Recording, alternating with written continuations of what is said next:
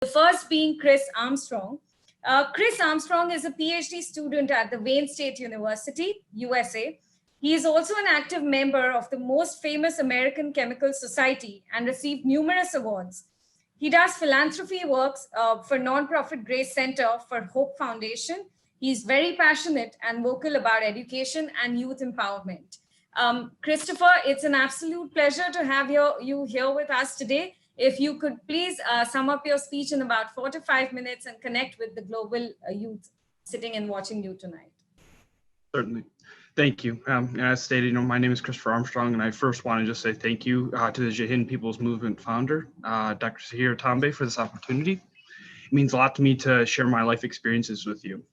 As stated, I am a grad student from Michigan at Wayne State. My research, has provided me the chance to bring change to the world of medicine. Though my role may be small currently, it will help me blossom into a better scientist. With this opportunity, I hope to work in industry to develop medication that can empower the quality of life for many people. As a young adult, I find it important to talk about my struggles and problems. Like all Americans, I like to be opinionated and voice my grievances. It's through these talks, though, that I've been able to learn and grow as a man. Though I am young, I've had some troubling experiences that have made me doubt my abilities. During these times, I felt helpless and nowhere to go. However, what gave me the strength to pull through was the help around me. Far too often, we forget about the good people around us and instead focus on the bad. Far too often, we blame others for our shortcomings, which divides us further. If we want to empower ourselves as young adults here in the US and abroad, we need to see the beauty in humanity.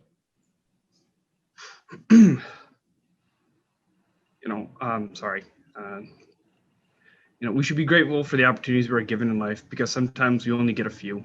For me, youth empowerment is about honest, thoughtful discussion. We need to listen to those we don't necessarily agree with and come to an understanding. Agreement is not always important, but a sense of understanding is. If we are to make the world better, we need to focus on bettering ourselves first. One example is through charity. For example, here in Detroit, we are known to have very cold winters, and that can be troubling for the homeless population.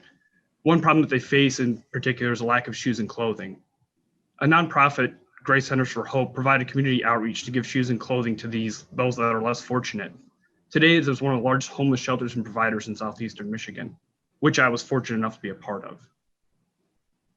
A simple mission statement, united a community and a good cause. It is charities and movements such as this in the Jaihind People's Movement that enable thoughtful discussion to better the world for tomorrow. Youth empowerment is about giving back to the community to help raise you to be the person you are today. The world is flat. The metaphor is used by Thomas Friedman to describe the next phase of globalization is ingenious.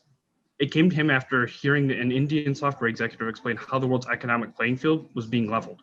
For a variety of reasons, what economists call barriers to entry are being destroyed.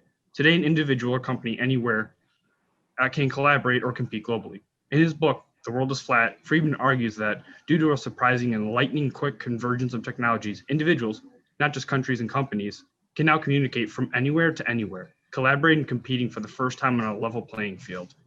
It can't be ignored that there are social and economic inequalities and social prejudices, but you should demand those to be addressed by government and policymakers. Today's youth should be broad-minded enough and expand their horizon.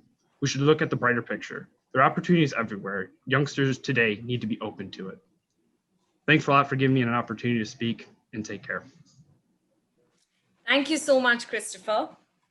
It was great to hear from you, to understand your points on youth empowerment, as well as the whole concept of the world is flat.